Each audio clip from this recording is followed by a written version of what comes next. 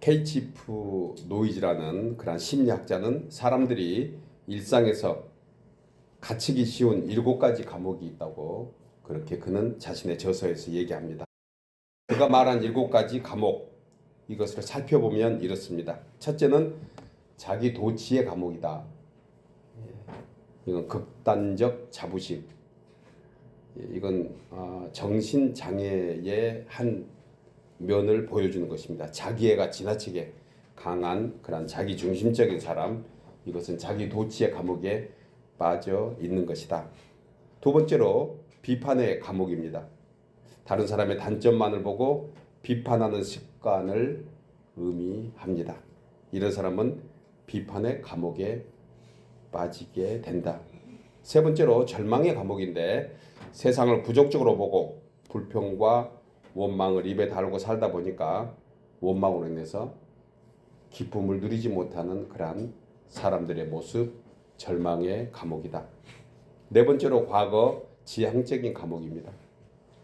지나버린 날들을 생각하면서 옛날이 좋았다, 거기에 묻혀버린 과거에 빠져서 현재를 낭비하고 사는 그러한 인생을 과거 지향적 감옥에 빠져 있다, 그렇게 얘기할 수 있습니다. 다섯 번째로 선망의 감옥입니다. 항상 남의 떡이 좋아 보인다. 미국 속담에 남의 잔디가 푸르러 보인다. 도무지 감사가 없어지고 또 좋은 것들마저 제대로 누리지 못하는 그러한 사람들의 모습을 얘기합니다. 선망의 감옥. 선망과 소망 좀 다르죠. 욕망과 소망이 많은 차이가 있습니다. 이런 사람들은 선망의 감옥에 빠진다. 여섯 번째로 질투의 감옥이라고 합니다. 질투의 감옥. 남이 잘 되는 것 보면 괜히 배가 아파서 자주 헐뜯는 바람에 결국 자신의 내면도 황폐해지는 그런 결과를 초래하는 사람, 이런 사람은 질투의 감옥에 빠지기 쉽다. 마지막으로 일곱 번째는 비교의 감옥이라고 합니다. 비교의 감옥. 세상에서 가장 무서운 감옥이 비교하는 감옥이다. 오늘날 사람들은 이 감옥에 자주 들락거리기 쉽다는 거예요. 지난 한 주간 혹시 7가지 감옥 중에서 어느 감옥에 다녀오셨어요? 모두가 감옥에 들어가지 않았으리라고 생각하고 싶지만 여러분, 저 사람은 나보다 낫다, 뭘 더 가졌나, 내가 가지고 있는 것은 작아 보이고 상대가 가지고 있는 건 커 보이고 이런 사람은 자주 그러한 감옥에 들락달락합니다. 여러분, 열등감도 있어서도 안 되지만 우둔감도 지나치면은 사실 좋지 않는 것입니다. 왜냐하면 열등감과 우둔감은 비교해서 나온다고 그래요. 열등감도 상대를 비교해서 나오고 우둔감도 상대를 비교해서 생기는 것입니다. 열등감이 심하면은 좌절하고 낙심하게 되고 우둔감이 심하면 교만해지기 쉽다고 그렇게 얘기합니다. 이스라엘 백성들은 광야에서 자신들을 스스로 메뚜기 같다. 하나님의 약속한 가나안 땅 보고 와서 10명의 그런 정탐꾼, 그들은 스스로 메뚜기 같다 절망했던 것, 열등감에 빠진 것은 자기 스스로에 생긴 것이라는 것입니다. 여러분, 그런데 이 모든 감옥에는 공통점이 있습니다. 이 감옥에 초청되는 초청장에 공통 문구가 있어요. 그것은 무엇이 부족해서가 아니고 자존감이 없어서 그런 것입니다. 자존감. 성도의 자존 능력 어디서 옵니까? 하나님을 믿는 믿음에서 오는 줄 믿습니다. 자존감만 있어도 누구하고 비교할 것도, 어디에 휩쓸릴 것도, 또 교만할 것도, 또 좌절할 것도 없는 것입니다. 자존감. 그래서 하나님의 나를 어떻게 보시는가? 그 하나님의 시선에서 늘 멈춰있는 사람을 가장 좋은 자존감이라고 그렇게 얘기할 수 있습니다.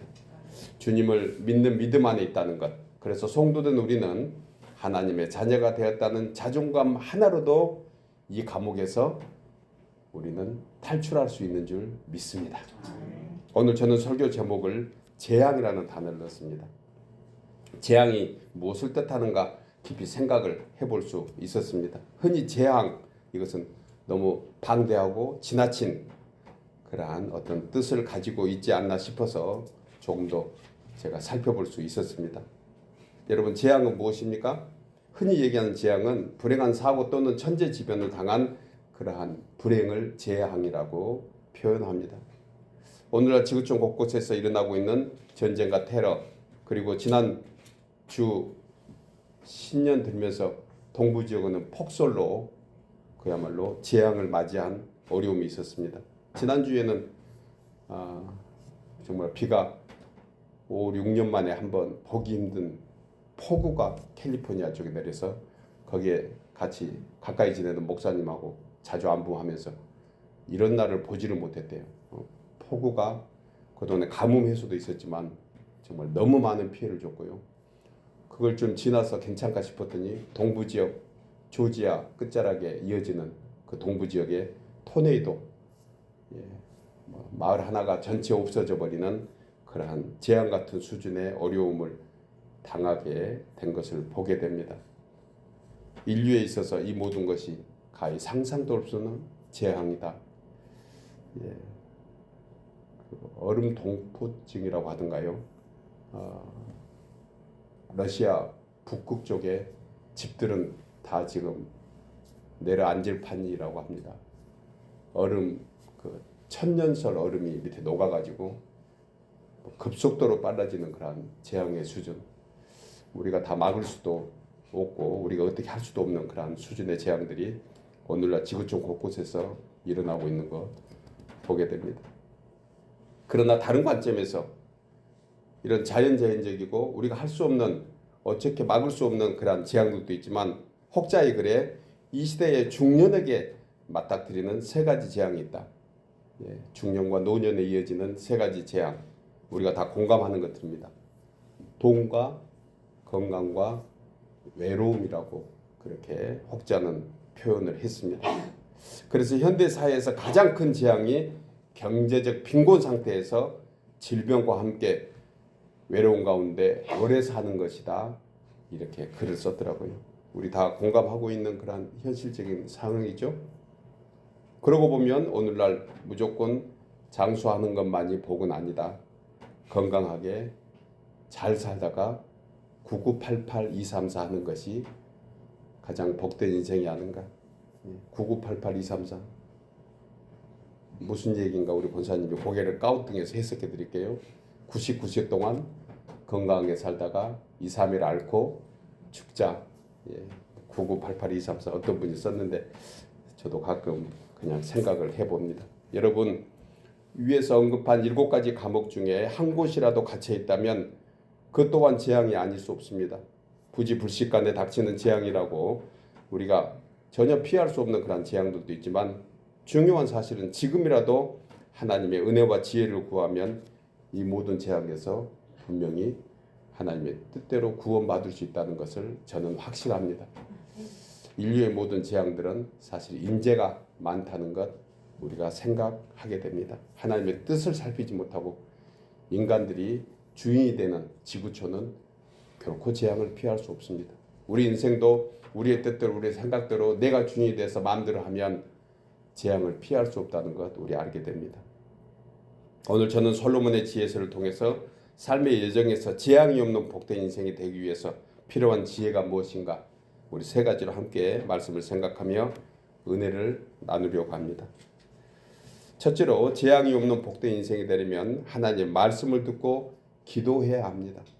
우리 나누어서 읽겠습니다. 재앙이 없는 복된 인생이 되려면 본문 9절에서 이 말씀을 합니다. 사람이 귀를 돌려 율법을 듣지 아니하면 그의 기도도 가증하니라.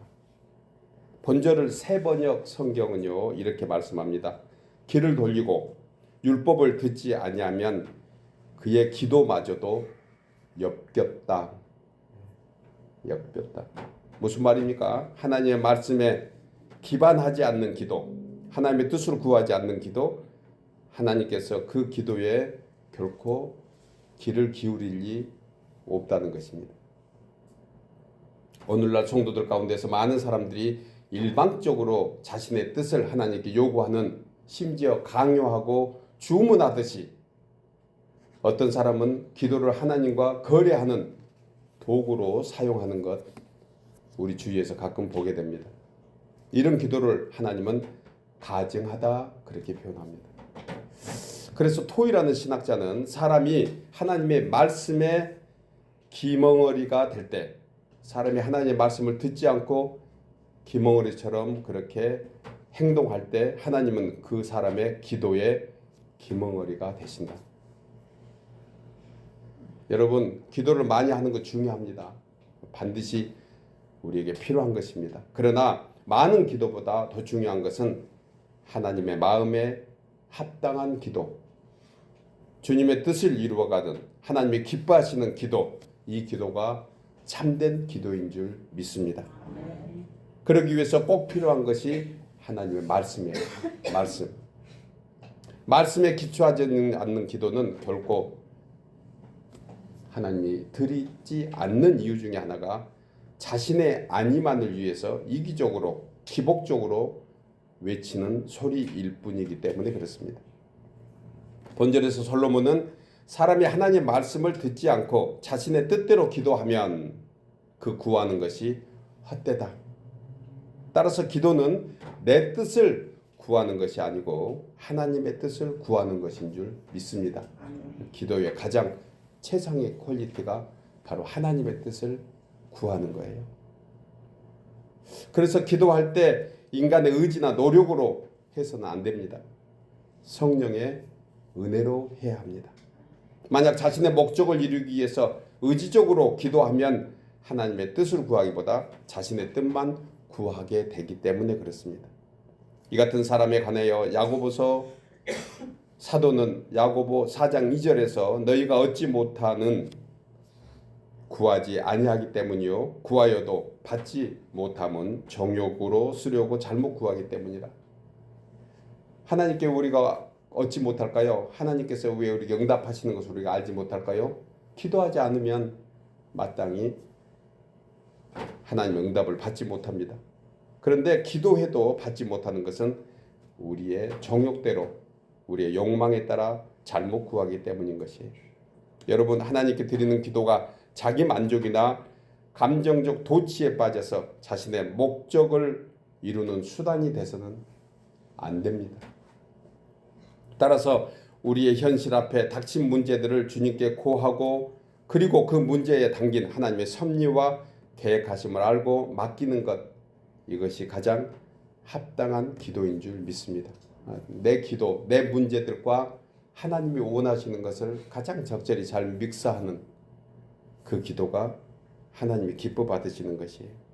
그러니까 문제를 주는 것, 우리에게 어려운 일, 현실, 어떤 많은 문제들, 꼭 나쁜 일뿐만이 아닙니다. 좋은 일에서도 하나님의 뜻이 있다는 것을 미리 생각하면 여러분, 이 기도는 하나님께 응답받는 가장 최첨단의 기도가 될 수 있는 것입니다. 그래서 사도 바울은 우리의 기도를 도우시는 성령께 맡기라고 말씀합니다. 우리의 기도를 도우시는 성령. 로마서 6장 26절에 로마서 8장 26절에 이와 같이 성령도 우리의 연약함을 도우시나니 우리는 마땅히 기도할 바를 알지 못하나 오직 성령이 말할 수 없는 탄식으로 우리를 위하여 간구하시느니라. 믿으십니까? 마음을 살피시는 이가 성령의 생각을 하시나니 이는 성령이 하나님의 뜻대로 성도를 위해서 간구하심이라. 우리는 우리의 뜻대로 우리가 원하는 대로 기도하지만 이것을 바꾸어서 성령께서는 그 기도를 합력해서 선을 주신 하나님의 뜻대로 바꿔 주시는 것입니다. 그래서 28절에서 아주 중요한 하나님의 뜻을 이렇게 말씀합니다. 우리가 알거니와 하나님을 사랑하는 자 곧 그의 뜻대로 부르심을 입은 자들에게는 모든 것이 합력하여 선을 이루시니라. 어떤 문제로 어려움이 있을 때 왜 그 문제를 주셨는가? 하나님 이 문제를 왜 주셨어요? 이렇게 주님께 물어보는 것, 이거 참으로 중요합니다. 이 문제 해결해 주세요. 이 문제 없애 주세요. 이런 기도는 초보적인 기도에 불과하는 것입니다. 하나님 왜 그런 일이 생겼지요? 내가 어떻게 해야 되며 하나님은 지금 무엇을 하시고 계십니까? 이렇게 묻는 기도, 이 기도가 합력해서 손을 이루시는 응답을 받게 합니다. 사랑하는 여러분, 이제 시작된 새해에도 하나님의 은혜와 사랑은 변함없이 우리에게 임하신 줄 믿습니다. 하나님은 변함없이 우리를 향하여 계십니다. 하나님의 낯은 우리에게 복을 주시고자 하시는 얼굴로 오늘도 지금 이 순간에도 바라보고 계십니다. 여러분들의 옆자리에 그분은 졸지도 않으시고 주무시지도 않으시고 우리를 눈동자와 같이 지켜주십니다. 그러기 위해서 우리가 어떻게 해야 됩니까? 그분을 바라봐야 돼요.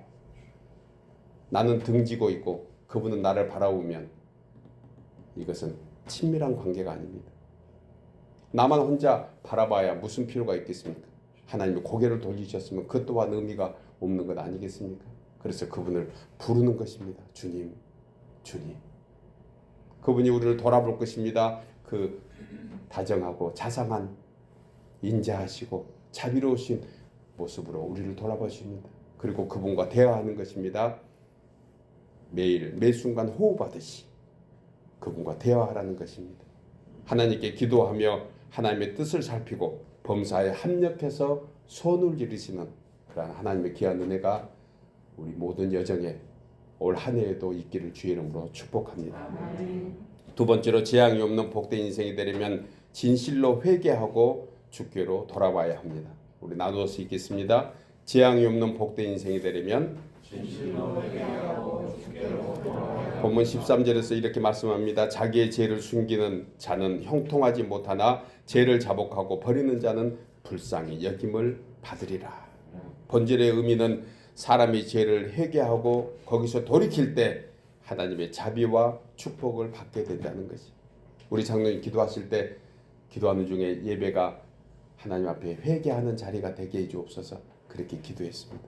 정말 예배는 하나님께 돌아가는 것이에요. 우리가 우리의 뜻대로 우리의 생각대로 가던 방향을 돌이켜서 하나님을 바라보는 것, 이것이 바로 예배인 것입니다.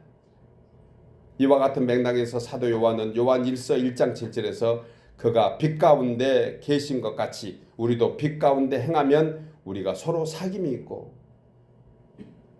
그 아들 예수의 피가 우리를 모든 죄에서 깨끗하게 하실 것이요. 만일 우리가 죄가 없다고 말하면 스스로 속이고 또 진리가 우리 속에 있지 아니할 것이요. 만일 우리가 우리 죄를 자복하면 그는 미쁘시고 의로우사 우리 죄를 사하시며 우리를 모든 불의에서 깨끗하게 하실 것이요. 만일 우리가 범죄하지 아니하였다 하면 하나님을 거짓말하는 이로 만드는 것이니 또한 그의 말씀이 우리 속에 있지 아니하니라. 그러면서 예수님은 우리 죄를 위한 화목 제물이라고 했습니다. 예수님이 가운데 계시고 예수님을 모시고 사는 사람, 예수님과 함께 사는 사람이 바로 진리 안에서 예수의 피로 거룩함을 입은, 그래서 그 자체가 주님 앞에 회개하는 모습이 되는 것입니다. 이 의미는 우리가 왜 예수를 믿는가 그 본질을 얘기해 줍니다. 여러분 왜 예수 믿습니까? 죽어서 천국 가려고요? 복 받으려고? 그럴 수도 있습니다. 그러나 예수를 믿는 근본적인 이유는 거룩입니다. 제사함 받는 거예요. 여러분 사람들이 우리에게 왜 예수를 믿냐고 물어본다 그러면 뭐라고 대답할 것입니까? 그것은 제사함 받기 위함이다. 제사함을 받는 영혼이 거룩한 심령이고 그리고 하나님의 자녀된 증거가 바로 거룩이기 때문입니다. 그러니까 제사함이 없이는 하나님의 자녀도 될 수 없고 하나님의 백성에 참여할 수 없는 것입니다. 그러기 위해서 성도는 수시로 죄를 자복하고 은혜를 구해야 합니다. 베드로가 예수님께서 그의 발을 씻길 때 내 발은 씻길 수 없습니다. 이렇게 얘기합니다. 예수님께서 베드로에게 얘기합니다. 내가 너의 발을 씻지 않으면 너는 나와 상관이 없다. 그때 베드로는 이 귀한 의미를 더 깊게 생각하면서 이렇게 고백하죠. 뭐라고 요구합니까? 주님, 내 몸도 씻겨 주옵소서. 베드로다운 그런 요구입니다. 그때 주님이 말씀하십니다. 한 번 몸을 씻은 자는 발만 씻으면 되니라. 여기는 죄에 관한, 회개에 관한 깊은 의미가 있습니다.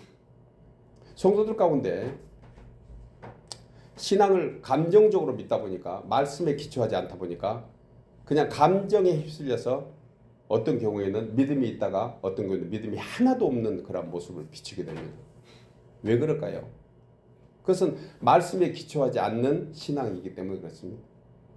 주 예수를 믿으라, 그리하면 너와 내 집이 구원을 얻으리라. 여러분, 거듭남 대에서 한번 물과 성령으로 거듭난 사람은 천국 백성 된 줄 믿으시기 바랍니다. 어떤 행실 때문에 네가 하는지 보면 너가 어떻게 하나님의 자녀라 할 수 있느냐, 너 같은 사람이 어떻게 교회 직분을 가지고 그렇게 하나님 안에서 하나님의 자녀라고 할 수 있느냐, 이렇게 회방하는 얘기를 가끔 듣기도 합니다. 또 스스로 생각할 때 그런 생각이 들 수 있습니다. 뭔가 행위적으로 부족할 때 스스로 좌절하고 스스로 낙심한 경우가 있습니다. 그래서 나는 죽어서 천국 갈 수 없는 사람이다라고 스스로 좌절하는 사람들, 여러분 이런 사람들 주위에 있지 않습니까? 우리 스스로도 그렇게 생각할 때가 있습니다. 이것은 하나님의 언약을 붙잡지 못해서 생기는 감정적 그러한 신앙이기 때문에 그렇습니다. 여러분, 하나님의 자녀 되었다는 것은 변함없습니다. 믿으십니까?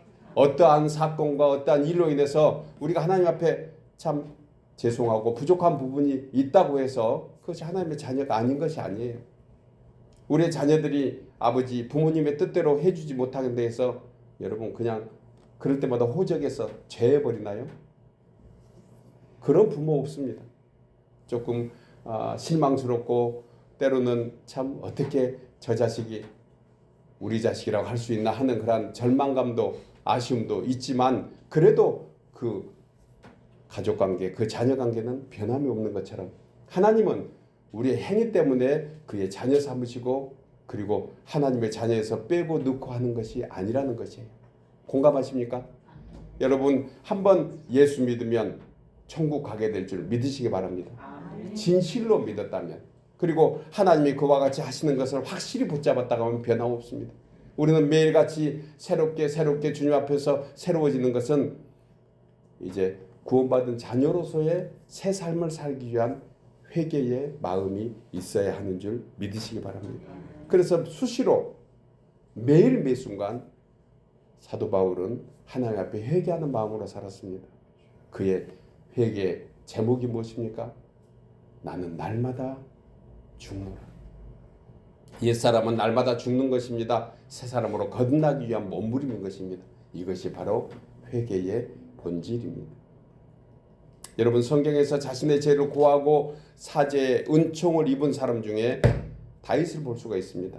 다윗은 시편 32편 5절에서 내가 이르기를 내 허물을 여호와께 자복하리라 하고 주께 내 죄를 아뢰고 내 죄악을 숨기지 아니하였더니 곧 주께서 내 죄악을 사하셨다고 했습니다. 다윗의 이런 참회의 고백을 했던 배경은 시편 51편입니다.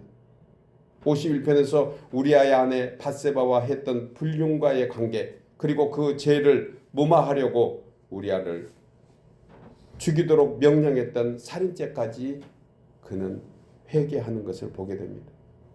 여러분, 다윗이 한순간에 욕망을 이기지 못하고 하나님과 사람 앞에서 지은 죄를 감추고 있을 때 그의 심정을 그는 이렇게 토로합니다. 3절에서 내가 입을 열지 아니할 때에 종일 신음함으로 내 뼈가 쇠하였도다. 주의 손이 주야로 나를 누르시오니 내 진액이 빠져서 여름 가뭄에 마름같이 되었나. 다윗이 죄를 범하기 전에 그의 영혼이 생수가 넘치고 그리고 풍요로움이 물된 동산 같았는데, 그가 범죄하고 그 죄를 감추려고 입을 다물고 있을 때 그의 심정은, 그의 심령은, 그의 마음은 가뭄으로 인하여 강바닥이 쩍쩍 갈라지고 물고기가 떼죽음을 당한 썩은 냄새를 진동하는 것처럼 자신의 뼈가 쇠하고 온몸이 쇳덩어리에 눌린 것 같은 그러한 삶의 의욕조차 기쁨도 감사도 다 말라버린 그러한 심정을 고백하고 있습니다. 여러분, 다윗은 결코 하나님의 불꽃 같은 시선을 피할 수 없었음을 알고 자신의 허물과 죄를 자복합니다. 그렇게 마음 먹고 긍휼과 자비의 하나님 아버지께 회개합니다. 그리고 또한 하나님께서 그런 지경에 빠져 있는 다윗을 모른다 하지 않으셨습니다. 주님의 은혜와 사랑은 지옥 같은 수월에서 구원의 손길을 핀 그러한 은혜의 손길처럼 다윗의 상한 심령을 어루만져 주셨습니다. 그때 상황을 시편 32편 5절에서 다윗은 이렇게 고백합니다. 내가 이르기를 내 허물을 여호와께 자복하리라 하고 주께 내 죄를 아뢰고 내 죄악을 숨기지 아니하였더니 곧 주께서 내 죄악을 사하셨나이다. 여기서 곧이라는 단어는 방법적으로 그리고 시간적인 의미 두 가지를 가지고 있습니다. 방법적으로는 그리고 곧 내가 죄를 회개하고 주님께 나갔더니 그리고 주께서 내 모든 죄악을 사하셨다. 곧은 시간을 얘기합니다. 곧바로 회개한 즉시 마음의 평강을 얻게 되는 것입니다. 여러분 자신의 연약함을 알고 허물과 죄를 고할 때 하나님의 은혜와 평강이 모든 삶의 영역에 충만히 임하게 될 줄 믿습니다. 이번 주간이 그런 주간 되기를 주의 이름으로 축복합니다. 여러분 주님 앞에 감출 것이 없습니다. 사람에게 얘기해봐야 허물이 드러나지만 하나님께 보여드리면 그것이 축복의 통로가 되는 줄 믿습니다. 누가복음 15장에서 돌아온 탕자처럼 회개하고 아버지께로 돌아오면 그곳으로 즉시 곧 그리고 용서해 주시고 그리고 오히려 가락지를 끼워주시고 그리고 오히려 살찐 송아지를 잡아 모든 사람들과 크게 기뻐하며 잔치를 베푸시듯 하나님 아버지께 회개하는 자, 하나님 아버지께 돌아오는 자는 자비와 긍휼의 옷을 입혀주시는 줄 믿으시기 바랍니다. 이 내용을 시편 32편 11절에서 이렇게 말씀합니다. 너희 의인들아 여호와를 기뻐하며 즐거워할지어다. 마음이 정직한 너희들아 다 즐거이 외칠지어다. 여러분 영혼이 평안하지 못하고 사람이 행복하지 못한 가장 근본적인 원인은 무엇일까요? 하나님과의 관계가 멀어지면 그렇게 되어 있습니다. 그래서 이 관계를 회복하는 길은 오직 하나님의 긍휼과 자비를 구하는 참의 기도뿐입니다. 그래서 심령의 회개는 하나님과 멀어졌던 간격을 줄이는 믿음의 결단인 줄 믿습니다. 여러분 하나님의 인도를 받지 못하는 원인은 죄악 때문입니다. 죄가 하나님으로부터 멀어지게 합니다. 아담과 하와는 에덴 동산에서 하나님과 친밀했던 사람들입니다. 항상 하나님을 보았습니다. 하나님과 대화했습니다. 하나님과 교제했습니다. 그러나 친밀한 관계가 선악과를 따먹는 순간 깨지고 말았습니다. 죄악이 하나님의 은혜를 막고 해방했던 것입니다. 따라서 죄를 회개하지 않으면 하나님과 더 멀어집니다. 점점 멀어집니다. 나중에는 불러도 들리지 않는, 하나님이 부르셔도 들을 수 없는 그런 먼 거리가 되게 될 것입니다. 하나님과는 오직 회개를 통해서 가까워질 수 있는 것입니다. 평강과 복된 인도를 받으려면 여러분 하나님과 우리 사이에 감춰진 죄를 주님께 구하고 해결을 받아야 합니다. 사랑하는 여러분, 죄와 허물의 사함을 받은 사람만이 하나님의 인도함을 받을 수 있습니다. 회개함으로 사제의 은총을 통해 재앙 가운데서 하나님의 인도의 손길로 체험되시기를 바랍니다. 그러므로 하나님께 고하지 않는 죄가 있다면 즉시 지금 마음으로 고백하시기 바랍니다. 하나님께 회개하고 자복함으로 생명길로 인도함을 받는 한 해가 될 줄 믿습니다. 마지막 세 번째로 재앙이 없는 복된 인생이 되려면 완악한 마음을 버리고 주를 경외해야 합니다. 나누어서 읽겠습니다. 재앙이 없는 복된 인생이 되려면 본문 14절에 항상 경외하는 자는 복되거니와 마음을 완악하게 하는 자는 재앙에 빠지리라. 본절에서 솔로몬은 주를 경외하는 자의 마음과 주를 멸시하고 경시하는 자의 마음 상태가 어떤가를 보여줍니다. 심령이 강팍하고 완악한 자. 왜 심령이 강팍하고 완악해질까요? 왜 그럴까요? 하나님을 경외하지 않으면 그렇게 됩니다. 그러나 주를 경외하는 자, 하나님을 두려워하면서도 사랑하는 자, 그 마음에 평강의 은혜가 있는 줄 믿습니다. 이런 사람에게 예기치 못한 재앙과 고난과 시련이 닥칠 수 있으나 그 재앙이 그에게 결코 머무르지 않는다는 것이. 선하신 하나님께서 주를 경외하는 자를 보호하시고 구원의 은총을 베풀어 주시기 때문에 그렇습니다. 시편 34편 7절에 여호와의 천사가 주를 경외하는 자를 줄로 진치고 그들을 건지셨다. 말씀만 들어도 얼마나 포근하고 든든합니까? 여호와의 천사가 우리를 호위해서 어떤 재앙이 우리를 넘어뜨리지 못하도록 돌보아 주고 계시는 것을 약속하고 있습니다. 그래서 다윗은 시편 31편 19절에서 주를 두려워하는 자를 위하여 쌓아두신 은혜, 곧 죽게 피하는 자를 위하여 인생 앞에 베푸신 은혜가 어찌 그리 큰지요. 주께서 그들을 주의 은밀한 곳에 숨기사 사람의 꾀에서 벗어나게 하시고 비밀이 장막에 감추사 말 다툼에서 면하게 하신다고 했습니다.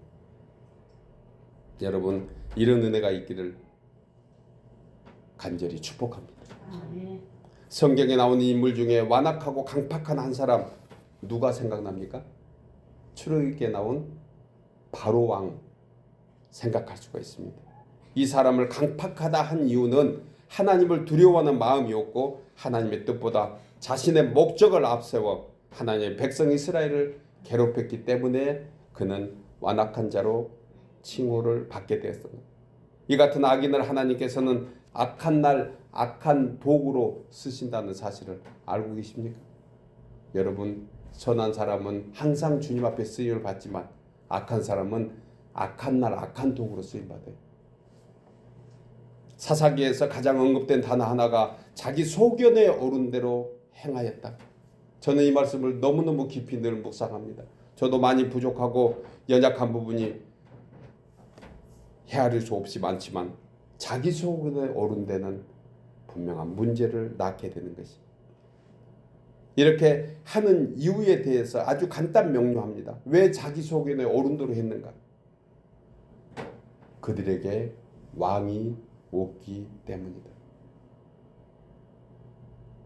무슨 말입니까? 역사의 주관자 되시며 인생들의 왕이 되신 하나님을 내팽개치고 자신이 그 왕자의 자리에 앉아서 왕 노릇하는 인생을 교만하고 완악하고 강팍하다는 것이. 여러분, 사사기를 기록한 목적이 무엇입니까? 인간 스스로 왕 노릇하는 결과가 어떤가를 보여주는 것입니다. 사사기를 이스라엘의 실패와 역사입니다. 아픔과 고통과 환난의 역사가 바로 사사기 전체입니다. 왜 그랬을까? 왜 그랬어요? 왜 실패했습니까? 이스라엘의 왕이 없으므로 자기 소견에 오른 대로 행했기 때문에. 왜 우리가 어려움을 당합니까? 왕 되시는 주님을 중심에 모시지 못할 때. 나의 일터가 왜 때로는 힘들고 어려울까요? 그냥 세상 경기 때문에 그럴 수 있습니다. 때로는 내가 왜 연약함을 갖게 됩니까? 왕 되신 주님과 함께하지 못했기 때문에. 모든 것은 아니지만 충분히 많은 일 가운데 그럴 수 있습니다. 왜 어려움을 당했지요? 왜 그 사람과 관계가 그렇게 됐습니까? 왕 되신 주님을 마음에 두지 않고 내 뜻대로 했기 때문에 그런 것이 아닐까 생각할 수 있습니다. 뿐만 아니라 광야에서 이스라엘 백성도 하나님의 뜻에 거역하면서 불순종하던 저들에 관하여 히브리 기자는 히브리서 3장 10절에서 그들이 항상 마음이 미혹되어 내 길을 알지 못한다고 하였고 믿지 아니하는 악한 마음을 품고 제 유혹으로 왕과 마음이 되었다고 했습니다. 바로 왕뿐만이 아니고 하나님의 친백성인 이스라엘 백성들도 악한 마음을 품고 제 유혹을 받으면 완악한 마음이 될 수밖에 없는 것입니다. 여러분, 죄의 근원은 하나님을 떠나서 잘 살 수 있다는 교만과 불신앙이 있습니다. 마귀의 종이 되어서 왕 대신 주님의 자리에 앉아 왕 노릇하는 인생, 그 누구도 결코 재앙을 피할 수 없습니다. 그러나 여호와를 경외하며 믿고 의지하는 자에게는 결코 하나님의 인자하심과 자비하심과 긍휼의 은혜가 영원히 함께하는 줄 믿습니다. 다니엘의 세 친구 사드락과 메삭과 아벳느고는 느부갓네살 왕의 신상 앞에 절하지 않는다는 이유로 죽음의 재앙을 맞게 되었지만 저들은 결코 우상 앞에 엎드리지 않았습니다. 그 이유는 왕의 신상보다 더 크고 위대하신 신실하신 하나님을 경외했기 때문입니다. 다니엘서 3장 17절에 저들이 하나님 경외하는 믿음을 이렇게 고백합니다. 왕이여, 우리가 섬기는 하나님이 계신다면 우리를 맹렬히 타는 풀무불 가운데서 능히 건져내시겠고 왕의 손에서도 건져내시리이다.